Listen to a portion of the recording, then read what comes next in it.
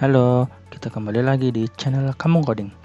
Sebelum masuk materi, jangan lupa subscribe dan aktifkan lonceng notifikasi ya, supaya kalian tidak tertinggal materi yang baru kita upload. Oke, materi kali ini yaitu tentang pengantar CSS. Nah, kemarin kan teman-teman kan sudah melihat video untuk HTML. Untuk yang belum menonton, silahkan tonton dulu untuk video-video HTML-nya, karena nanti akan saling berhubungan ya teman-teman ya. Jadi setelah HTML selesai, kita akan mempelajari tentang CSS kayak gitu ya. Oke, sebenarnya apa sih CSS itu? Nah, CSS itu biasanya disebut Cascading Style Sheet. Nah, Cascading Style Sheet atau biasa disebut CSS berfungsi untuk mengatur tampilan web sehingga terlihat lebih menarik dan indah. Ya, dengan CSS kita dapat mengatur layout atau tata letak, kemudian bisa mengatur warna, kemudian bisa mengatur fontnya pakai apa, kemudian garis-garisnya seperti itu ya teman-teman ya. Oke, untuk CSS juga bertujuan untuk memisahkan konten dan stylenya kayak gitu. Oke, yang berikutnya, satu CSS itu dapat digunakan untuk semua halaman HTML gitu ya. Jadi kita punya satu CSS bisa dipakai untuk semuanya, jadi tinggal dipanggil. Nanti kita akan pelajari di next video ya. Oke, yang berikutnya HTML-nya dapat terlihat berbeda ketika menggunakan CSS yang berbeda-beda gitu ya. Oke, nanti kita akan ulas, ini hanya pendahuluan, jadi kita akan berkenalan dulu dengan CSS itu gitu ya. Oke, yang atas itu kita pakai HTML gitu ya. Jadi itu sebelum pakai CSS, jadi masih berantakan banget, jadi belum bagus gitu ya. Tapi sebenarnya kalau misalkan dia udah pakai CSS, nanti akan terlihat bagus atau menarik seperti yang tampilan yang ada di bawahnya. Itu ini itu setelah pakai CSS ya teman-teman ya. Jadi lebih menarik ya daripada yang atas itu ya, kayak gitu. Nah, ini perbedaan sebelum dan sesudah memakai CSS kayak gitu ya. Oke, CSS di sini juga sebenarnya berperan besar banget ya, sudah memecahkan masalah besar gitu ya. HTML juga tidak pernah dimaksudkan untuk memuat tag untuk berformat halaman web. Nah, HTML juga dibuat untuk mendeskripsikan konten halaman web seperti H1, P atau paragraf, tag P atau paragraf. Nah, saat tag fontnya itu dan atributnya warna ditambahkan di spesifikasi di HTML, nah itu baru tuh mimpi buruk bagi pengembang website atau programmer gitu ya. Nah, pengembang situs website besar di mana font dan informasi warna ditambahkan ke setiap halaman, jadi sangat-sangat panjang dan sangat mahal waktu itu di zamannya ya teman-teman ya. Oke, untuk mengatasi masalah seperti itu, akhirnya Web Consortium atau WTC itu membuat CSS. Nah, CSS ini menghapus format gaya dari bahasa HTML. Jadi kayak diganti lah biar nggak terlalu banyak. Kita membuat seperti ini membuat tampilan yang bagus itu sangat panjang dan sangat ribet lah gitu ya. Jadi kita bisa lebih bagus lagi gitu ya pakai CSS gitu ya. Oke, ini sintak CSS seperti ini contoh aja ya. Untuk H1 itu disebutnya biasanya selektor gitu ya. Oke, yang di dalam kurung itu yang color atau nanti banyak properti-properti yang itu disebutnya properti ya. Banyak properti-properti yang ada di CSS, nanti kita akan pelajari di next video. Kemudian ada misalkan colornya apa, misalkan ada blue, red, atau mungkin nanti bisa pakai kode color code kayak gitu juga bisa. Dan sebelah juga contoh lagi untuk properti font size, nanti ada font yang lain-lainnya dan juga ada value-nya berapa kayak gitu. Nah, ini contoh HTML dengan halaman dengan CSS. Nah, kemarin kan kita udah belajar tuh di video sebelumnya, kita belajar HTML gitu ya. Kita sisipin dengan CSS sekarang. Nah, ini HTML-nya biasanya tagnya seperti ini kalau dia digabung sama CSS gitu ya. Kalau enggak ya berarti cuma ini sampai ini aja ya teman-teman ya. Tuh ada color red.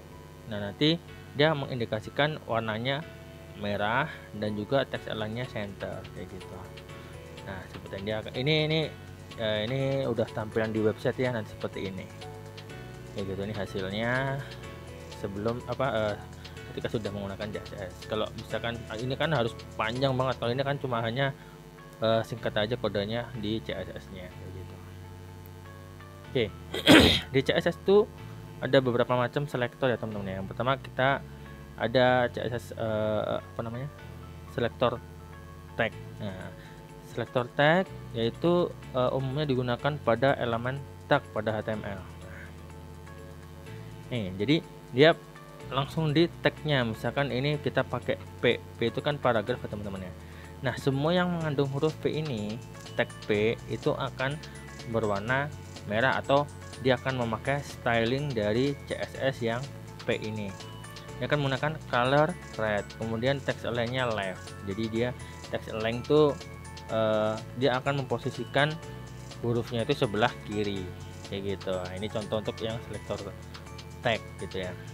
Oke, yang berikutnya ada selektor class. Nah, selektor class ini memiliki berdasarkan yang diberikan kepada HTML dan bisa digunakan berkali-kali sesuai dengan yang diberikan pada HTML kayak gitu ya.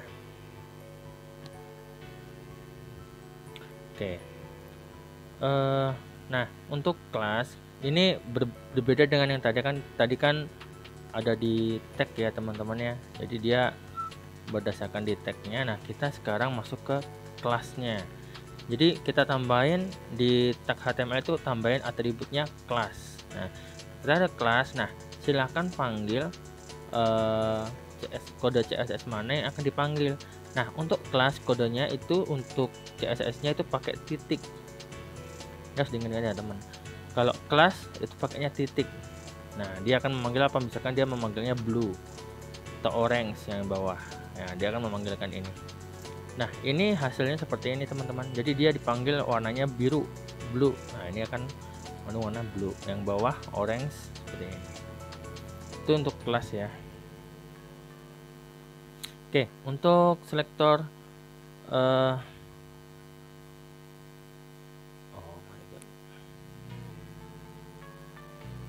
ini ada selektor ID gitu ya. Nah, selektor ID itu hampir sama dengan selektor kelas. Nah, ini ya memang agak beda sih dibanding dengan yang kelas tadi. Kalau kelas tadi kan bisa dipakai banyak gitu ya, berkali-kali. Kalau ID itu hanya satu kali dalam satu elemen gitu ya. Misalkan nih P ID brown. Nah, dia hanya manggil untuk ID brown aja. Sebenarnya sama, cuman berbeda fungsinya kayak gitu. Ini selektor ID. Oke, untuk selektor atribut itu adalah selektor yang memiliki elemen berdasarkan atributnya. Dan sebenarnya sama dengan selektor tag, bukan teks ya. Tag, sorry, ada typo di situ. Tapi cara penulisannya berbeda gitu ya. Nah, untuk ini kita ada dia tipenya teks. Nah, untuk atribut dia lebih ke atributnya. Misalkan dia input nih. Nah, input tipe teks. Nah, dia khusus untuk teks. Dia punya styling sendiri. Jadi dia ada backgroundnya nggak ada non, kemudian colornya gray, kemudian paddingnya 10, bordernya 1 px dan solid dan black kayak gitu warnanya.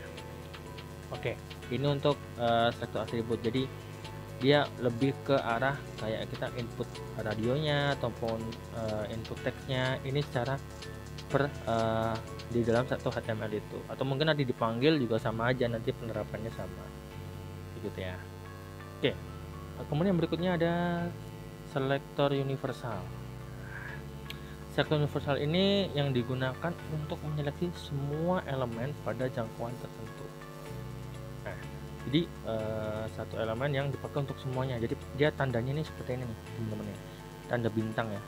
Tanda bintang ini dia menandakan bahwa dia universal. Jadi ketika pas semuanya di load itu dia akan memakai fungsi CSS ini. Dia ada padding 0 dan marginnya 0. Jadi dia mepet begini ya teman-teman ya. Jadi dia seakan-akan di set lagi ke 0 lagi. Jadi biar enggak kemana-mana dulu, kita set dulu ke 0 dulu, baru nanti kita styling yang lain. Oke, mungkin itu dulu materi kali ini. Mungkin untuk teman-teman yang ingin bertanya seputaran pengantar CSS ini, teman-teman boleh coret-coret di komentar di bawah teman-teman ya. Jangan lupa subscribe dan aktifkan lonceng notifikasinya supaya teman-teman bisa mendapatkan video terbaru dari kita. Oke, mungkin cukup sekian, sampai jumpa di video berikutnya. Terima kasih.